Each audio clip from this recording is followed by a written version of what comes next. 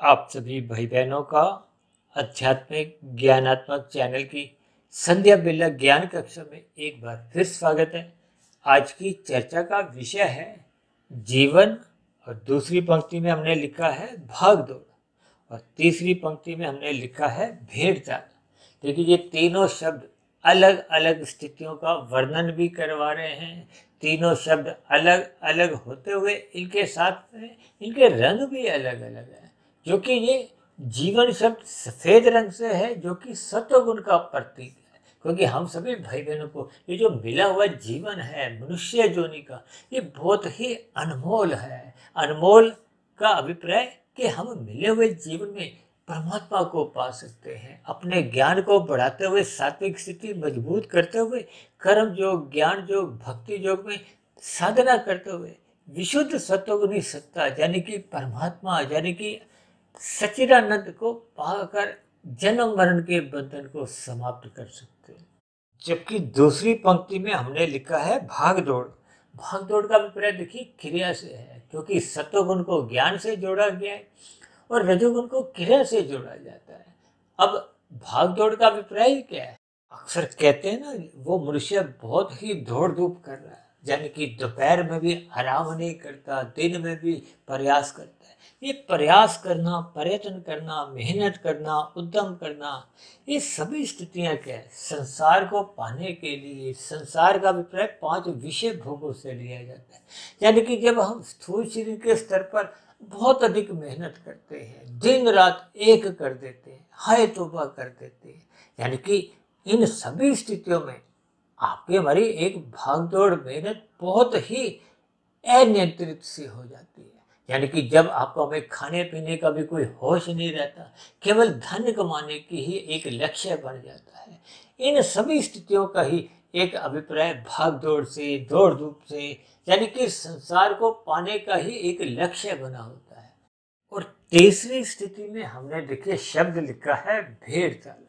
हालांकि भेड़ चाल शब्द अपने आप में ही देखिए कोई एक ज्ञान का प्रतीक नहीं है, ये एक मुहावरा भी है। अक्सर कहा जाता है ना कि एक भेड़ जिस दिशा की ओर चल रही होती है, शेष भेड़ें भी उसी का ही एक अनुकरण करती है, उसी का ही पीछे पीछे चलने लगती है। इसलिए इस शब्द से देखिए एक भेड़ चाल शब्द निकल आया। अक्सर जो मनुष्य देखिए अपने बुद्धि का इस्तेमाल नहीं करते, दूसरों को देखा देखी ही उसी ओर ही भागने लगते हैं। चाहे ये फैशन की दौड़ चल रही हो, चाहे धन कमाने की हो, चाहे पदार्थों को एक इकट्ठा करने की हो, किन्हीं भी परिस्थितियों में देखिए वर्तमान समय कलयुग चल रहा है। अक्सर मनुष्यों में देखिए ये भाग दौड़ भी दिखाई देती है और कभी कभी ये भाग दौड़ ही देखिए ये भेड़ चाल की स्थिति में अपने आप को गिरा देती है। देखिए शब्दों के बहुत ही गहरे अर्थ हैं। जितनी जल्दी ये अर्थ भाग दौड़ और भेड़ चाल, इन शब्दों के गहरे अर्थ जितने जितने मनुष्य को समझ में आने लगते हैं, तो फिर मनुष्य को अपने मिले हुए जीवन का उद्देश्य समझ में आने लगता है। इस मिले हुए जीवन की एक सात्विकता का बोध होने लगता है, वो ज्ञानमय स्थिति में लौटने लगता है। हम सभी की आत्मा तो देखिए पहले से ही ज्ञान स्वरूप है। ये तो हमने अनादि काल से संसार की ओर भाग रहे हैं, विषय भोगों की ओर भाग रहे हैं। ये विषय भोग क्या है? गंध, रस, रूप, स्पर्श और शब्द। देखिए संसार में जितने भी सुख सुविधा के साधन हैं, पदार्थ हैं, ये सभी अपने आप में ही देखिए तामसी कहेगी। और सबसे बड़ी बात तो आपका हमारा शरीर, मेरा शरीर, आपका शरीर, सबके ही देखिए ये पदार्थों के बने हैं। ये पृथ्वी, जल, अग्नि, वायु, आकाश के हैं। और जो भेड़ चाल है, जब भाग दौड़ है, ये दोनों ही स्थितियां देखिए पदार्थों की दुनिया की ओर घसीटती है, माया की ओर घसीटती है, तमोगुण या रजोगुण की ओर ही आपको हमें भगाती है। दोनों ही गुण आपके हमारे जीवन में कोई उन्नति की स्थितियां नहीं खोलते और आध्यात्मिक उन्नति के दरवाजे देखिए बिल्कुल ही बंद रहते हैं। आध्यात्मिक उन्नति के दरवाजे बंद होना ही अपने आप में कोई जीवन की सफलता नहीं है, कोई सार्थकता नहीं है। क्योंकि मनुष्य योनि किस लिए मिली है? सत्व गुण बढ़ाने के लिए। उस विशुद्ध सत्वगुणी परमात्मा से जुड़ने के लिए, पाने के लिए। और यदि हम सत्वगुण का संग ही नहीं करते, मिले हुए जीवन के अर्थ को हम समझते ही नहीं, इसीलिए तो हमने देखिए जीवन शब्द को सफेद रंग से दर्शाया, जबकि भाग दौड़ को हमने देखिए एक रजोगुण से दर्शाया है। रजोगुण का अभिप्राय देखिए संसारी आकर्षणों से है। इस संसारी आकर्षणों का अभिप्राय देखिए आप मेलों से भी जोड़ सकते हो और वर्तमान समय के माल से भी जोड़ सकते हो, मौज मस्ती से भी जोड़ सकते हो, खेल तमाशों से भी जोड़ा जा सकता है। ये सभी स्थितियां रजोगुण बढ़ाती हैं। देखिए आज संसार में लोग वृद्धावस्था में आने के बाद भी अपना जन्मदिन मनाना भूलते नहीं है। शादी की सालगिरह को भी देखिए एक उत्सव के रूप में, एक राजसी स्थिति में मनाते हैं। देखिए ये सभी स्थितियां प्रत्यक्ष रूप से मेरा कोई विरोध नहीं है, लेकिन जब हम रजोगुण की स्थितियों में अपने आप को अधिक गहरे तल पे स्थित कर लेते हैं, देखिए मनुष्य जीवन तो आपको मैं अपना सत्वगुण बढ़ाने के लिए मिला है। शास्त्रों में इसलिए तो बार बार कहा गया कि सत्वगुण की प्रशंसा करो। यदि हम सत्वगुण की प्रशंसा नहीं करते और रजोगुण की ही प्रशंसा करते हैं, प्रशंसा करने का अभिप्राय जब हम रस बुद्धि लेकर उसको बार बार भोगते हैं, ये जन्मदिन मनाना या शादी की सालगिरह मनाना या मौज मस्ती करना, सैर सपाटों पे निकलना, ये सभी स्थितियां रजोगुण बढ़ाने से संबंध रखती हैं। अधिक धन कमाने के लिए जो भाग दौड़ की स्थितियां हैं, आज मनुष्य देखिए 60, 70, 80 साल के होने के बाद भी अपना व्यवसाय में उनकी रुचि बनी रहती है। वो सैर सपाटों में, मौज मस्ती में भी अपने आप को संलग्न रखते हैं, जबकि सत्संग के प्रति भले ही उनका निंदा के भाव नहीं भी होते। देखिए शास्त्रों में तो कहा गया तमोगुण की निंदा करो और रजोगुण की उपेक्षा करो, उदासीन रहो। ये उदासीन का रहने का अभिप्राय क्या है कि उमंग उल्लास रजोगुण के प्रति ना होकर सत्वगुण के प्रति होने चाहिए, ताकि आपका हमारा ज्ञान बढ़े। देखिए आपके हमारे स्थूल शरीर की बचपन अवस्था, युवावस्था, वृद्धावस्था, ये अलग अलग स्थितियों के बाद, वृद्धावस्था के बाद तो देखिए स्थूल शरीर की मृत्यु का आना एक अटल सिद्धांत है। यानी कि मनुष्य जोनि जो एक अवसर रूप में, जो सत्वगुण बढ़ाने के लिए, परमात्मा से जुड़ने के लिए मिली थी, यदि हमने अपना जीवन धन कमाने में, यानी कि भाग दौड़ करने में, यानी कि अपना रजोगुण बढ़ाने में, यानी कि संसार को अधिक से अधिक पाने में, देखिए संसार को पाने की भी अलग अलग स्थितियां हैं। हम सभी भाई बहनों के स्थूल शरीर की कुछ आवश्यकता है, इसका तो शास्त्रों में भी मना नहीं किया गया। उसके लिए आपको हमें पुरुषार्थ करना आवश्यक है, यानी कि धर्म, अर्थ, काम, मोक्ष की जो स्थितियां हैं, उसमें देखिए मोक्ष की स्थिति तो आपका हमारा एक जीवन का लक्ष्य होना ही चाहिए, ताकि हम जन्म मरण के बंधन से मुक्ति पा, उस परमात्मा को पा, आनंदमय जीवन व्यतीत करें। क्योंकि जगत तो दुखालय है। भगवान श्री कृष्ण जी ने बार बार गीता में कहा है कि ये जगत दुखालय है, यहाँ दुख बने ही रहते हैं। इस पर हमने एक वीडियो बनाया था ना 2-2.5 साल पहले, त्रिविध ताप। और दूसरी विशेष बात, यहाँ संसार में जितने भी सुख हैं, ये तो घंटों के हिसाब से आते हैं, दिनों के हिसाब से आते हैं, जबकि महीनों के, सालों के हिसाब से तो दुख बने ही रहते हैं। इन सभी स्थितियों पर अक्सर हम विचार नहीं करते। और मेरा तो देखिए व्यक्तिगत ऐसा मानना है कि आपके हमारे जीवन में देखिए सुख आते ही नहीं। वो तो बड़े दुखों के बाद जब छोटे दुख आते हैं, तो उन छोटे दुखों में ही आपको में सुख की प्रतीति होती है, एक आभास होने लगता है कि ये सुख है। देखिए जब हम 10 किलो का वजन उठाकर चल रहे होते हैं, अब 10 किलो का वजन की जगह आपको यदि 2 किलो का वजन मिल जाए, तो उस 2 किलो के वजन में आपको हमें बहुत ही आराम मिलता है। आराम का ही दूसरा नाम देखिए सुख है। देखिए ये बातें समझने की है, विचारने की है, लेकिन ये विचारने की, समझने की शक्ति तभी आती है जब मनुष्य सत्वगुण का संग करता है, अपने बुद्धि के दरवाजे खोलता है।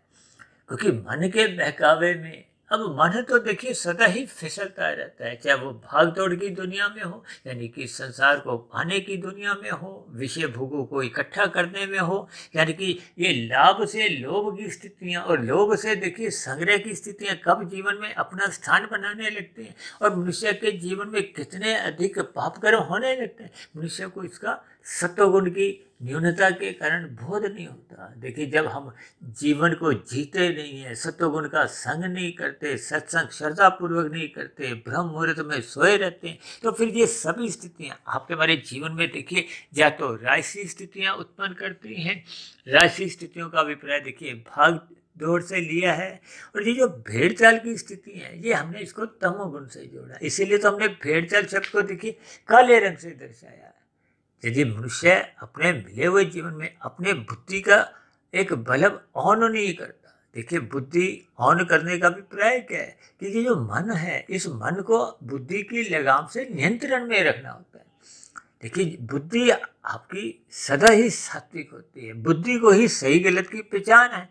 अब भेड़ चाल में तो देखिए किसी भी मनुष्य को इतना भी बोध नहीं रहता, वो अपनी बुद्धि का बल्ब ऑफ रखता है, केवल दूसरों को देखा देखी कहो, भेड़ चाल कहो, या अपनी बुद्धि का इस्तेमाल किए बिना या अंधविश्वासों में अपने जीवन को बिताना, या अंधकार में जीवन बिताना, अज्ञानता में बिताना, ये सभी स्थितियां देखिए भेड़ चाल के अंतर्गत ही आती। अभी कुछ साल पहले देखिए कितना कोई फैशन चला था कि लोग अपने शरीर के ऊपर, तन के ऊपर विभिन्न तरह के एक डिजाइन बनवाते थे, टैटू पता नहीं कुछ ऐसे ही कहते हैं।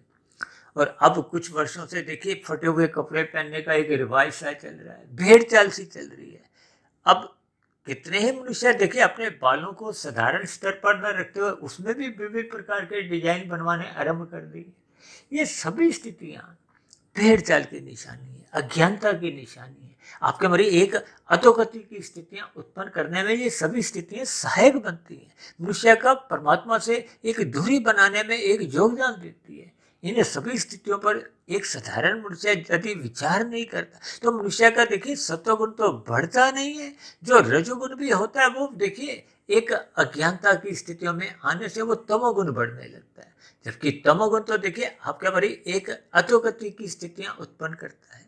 अक्सर हम अपनी चर्चाओं में देखिए सूर्य के प्रकाश को सत्वगुण से जोड़ते हैं, चांद की रोशनी को रजोगुण से जोड़ते हैं, और तारों के प्रकाश को एक तमोगुण से जोड़ते हैं।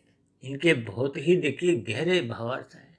अब तारों की रोशनी में आपको में कुछ ज्ञान नहीं होता, यदि ज्ञान ही होता तो फिर हम अपने घरों के बल्ब ट्यूब ऑन ही नहीं करते, तारों के प्रकाश की ही रोशनी का आपको में फिर एक उपयोग करना चाहिए। देखिए, चांद की रोशनी, पूर्णिमा के चांद की रोशनी भी आपके हमारे कमरे के प्रकाश को रोशित नहीं कर पाती। आपको हमें रसोई में, कमरे में कुछ भी कार्य करना होता है तो हमें एक बल्ब जलाना होता है।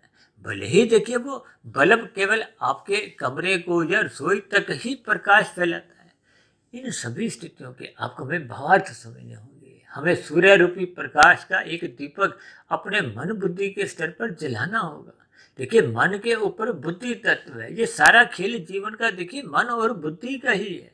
शास्त्रों में तो यहाँ तक भी कहा गया, ये मन यदि संसार में लग गया तो बंधन का कारण है, यदि परमात्मा में लग गया तो ये एक मुक्तिदायक है। इसलिए तो शास्त्रों में कहा गया कि रजोगुण और तमोगुण बंधनदायक गुण है, जबकि सत्वगुण एक मुक्तिदायक गुण है। सत्वगुण का संग करना ही एक सत्संग कहलाता है। सत्संग का अभिप्राय देखिए पढ़ने से भी है, सुनने से भी है। यदि मनुष्य सुनता भी नहीं है, अब दुर्योधन ने भगवान श्री कृष्ण की बात को यदि सुना होता तो फिर आज महाभारत का जो एक परिणाम आया वो कुछ और ही होता। देखिए, ये सभी स्थितियां आपको हमें कुछ संदेश देती हैं कि हमें सत्संग की बातों को ज्ञानपूर्वक सुनना होगा। अक्सर देखिए तामसिक मनुष्य तो अपने दोनों कान ही बंद रखता है, यानी कि एक भी कान से ज्ञान की स्थितियां, ज्ञान के शब्द अंदर जाने ही नहीं देता। जबकि राजसी मनुष्य देखिए बेमन से सत्संग करता है। अक्सर देखिए राजसी मनुष्यों का किया गया सत्संग कोई अधिक समय तक जीवित नहीं रह पाता, यानी कि वो उसका मन का संस्कार का एक कारण शरीर में एक शुभ संस्कार बन नहीं पाता, क्योंकि वो श्रद्धापूर्वक सत्संग करता नहीं है। उसके पीछे का कारण क्या है कि उसकी विषय भोगों में रुचि होती है, उसकी भागदौड़ इतनी अधिक होती है कि वो सत्संग की स्थिति में अपने आप को एकाग्र नहीं कर पाता। अपने जीवन के लक्ष्य को पहचान नहीं पाता, क्योंकि रजोगुण में देखिए एक भाग दौड़ का वो क्रिया अधिक होती है। अब संसार में भी यदि हम किसी बाजार में देखिए भाग रहे हैं तो बाएं दाएं में जो जो बोर्ड दुकानदारों के लगे होते हैं वो पढ़ने में नहीं आते। पढ़ने का अभिप्राय ज्ञान की स्थिति से। यदि हम पैदल चल रहे हैं, आराम से चल रहे हैं, तो हम दाएं में पढ़ भी सकते हैं। देखिए ये एक भावार्थ रूप में आपने एक उदाहरण को समझना है। इनके कोई अलग विशेष अर्थ नहीं है, केवल अपनी स्थिति को पहचानना है कि हम हाय तौबा बचा रहे हैं, 2 के 4 बना रहे हैं, 4 के 40 बना रहे हैं, 40 के फिर 4,000, 4 लाख, यानी कि आपके हमारी भागदौड़ रुकती नहीं है। और इसलिए तो कहा जाता है कि रजोगुण मनुष्य कभी कहीं पहुंचता नहीं है। पहुंचने का अभिप्राय वो कहीं संतोष नहीं होता, वो कभी तृप्त नहीं होता। मरते दम तक वो और अधिक, यानी कि वो रजता नहीं है। यही रजोगुणी मनुष्य की पहचान है। देखिए ये अलग अलग स्थितियों में कभी कभी हम कुछ ऐसे शब्द बोलते हैं कि एक साधारण मनुष्य को कुछ बुरा भी लग जाता है। हालांकि इसमें देखिए कोई बुरा मानने की बात नहीं, ये तो ज्ञान में स्थिति है। आपको हमें अपने मूल स्थिति का बोध होना चाहिए, मनुष्य योनि के महत्व को समझना चाहिए। भगवान श्री कृष्ण जी ने इसीलिए तो अर्जुन के रथ के जो 5 घोड़े हैं, 5 भोग्य विषय हैं, उनकी लगाम, उनके मन को अपने हाथ में रखा है, यानी कि मन को बुद्धि के अधीन रखना है। और यदि बुद्धि सात्विक नहीं रहती, क्योंकि सात्विक बुद्धि तो तभी रह पाती है जब हम निरंतर सत्संग करते हैं। सत्संग के अभाव में ये बुद्धि भी फिर देखिए धीरे धीरे सतोगुण से नीचे राशि बन जाती है, और राशि बुद्धि फिर मन के साथ दोस्ती कर लेती है। यानी कि अब मन और बुद्धि की एक ही राय होती है विषय भोगों को भोगने की, और फिर बुद्धि अधिक धन कमाने में मन का भी साथ देती है। और यही बुद्धि जब तामसी बन जाती है, छल कपट ठगी हेरा फेरी में भी मन का साथ देती है, तो फिर अनीतिगत कार्य पाप कर्म होने लगते हैं जो मनुष्य का कर्माशय बिगाड़ते हैं।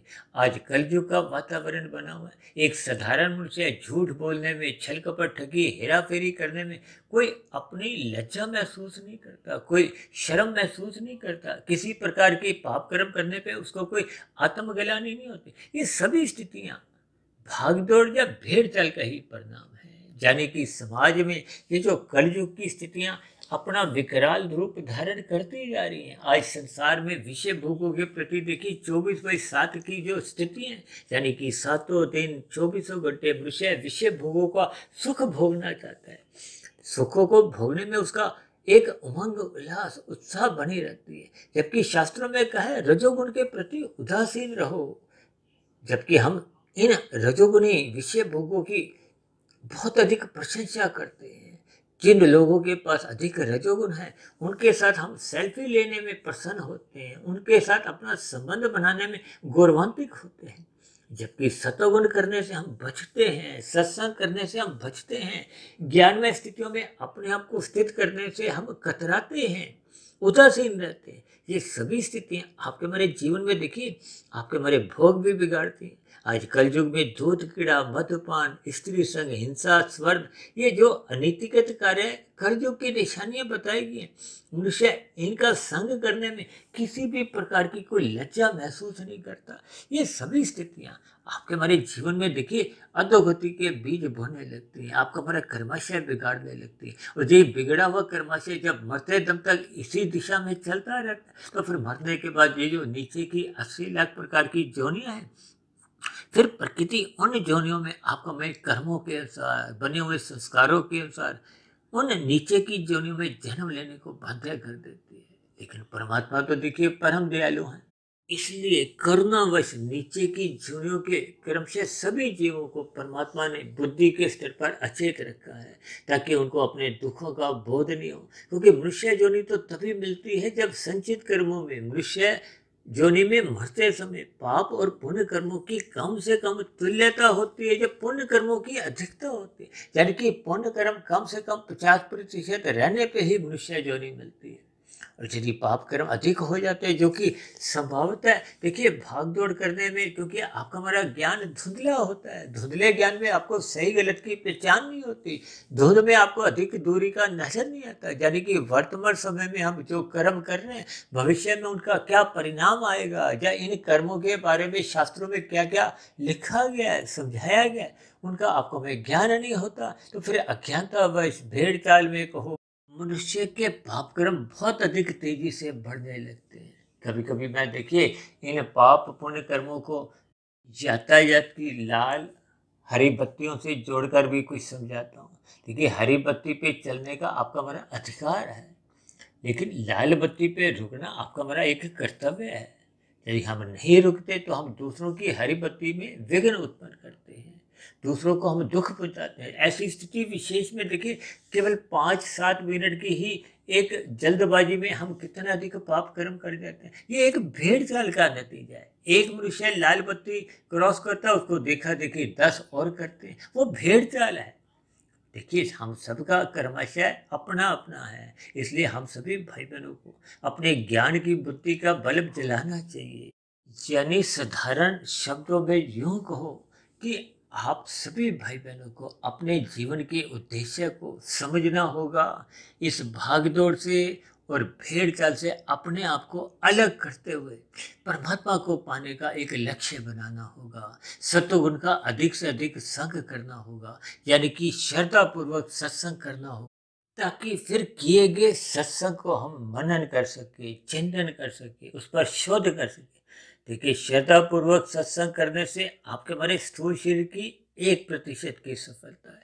जब हम मन बुद्धि के स्तर पर उस पर चिंतन करते हैं, मनन करते हैं, तो आपका हमारा स्वभाव सुधरने लगता है। मन बुद्धि के स्तर पर शुभ स्थितियां बनने लगती हैं, और ये शुभ स्थितियां जब निरंतर आपके हमारे स्मृति में आने लगती हैं, तो फिर धीरे धीरे कार्यशरीर में शुभ संकेत जाते हैं, शुभ संस्कार बनने लगते हैं। वो बने हुए शुभ संस्कार को पहले के जो बने हुए बुरे संस्कार थे, जो भाग दौड़ करवा रहे थे, भेड़ चाल में आपको लिफ्ट किए हुए थे, वो धीरे धीरे समाप्त होने लगते हैं।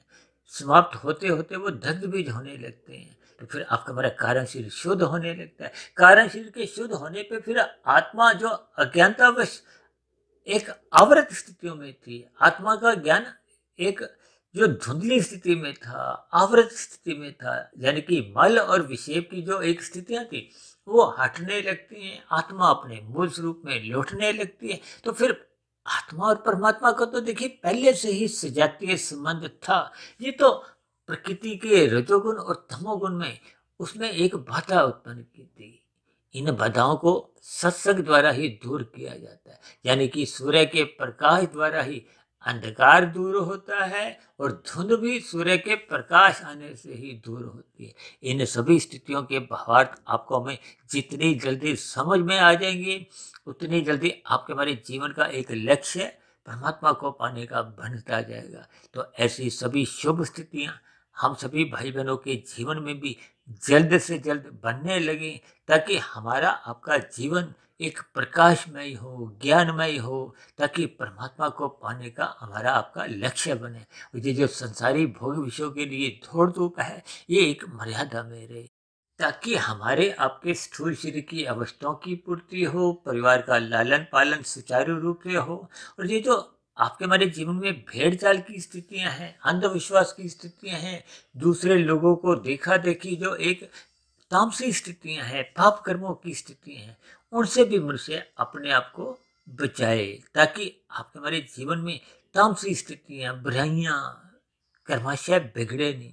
तो ऐसी सभी शुभ स्थितियां हम सभी भाई बहनों के जीवन में जब बनने लगती हैं, तो आपका हमारा जीवन एक सफल दिशा की ओर, परमात्मा की ओर सहज ही अग्रसर होता हुआ आपका हमारा जीवन सफल होने लगता है, जीवन सार्थक होने लगता है।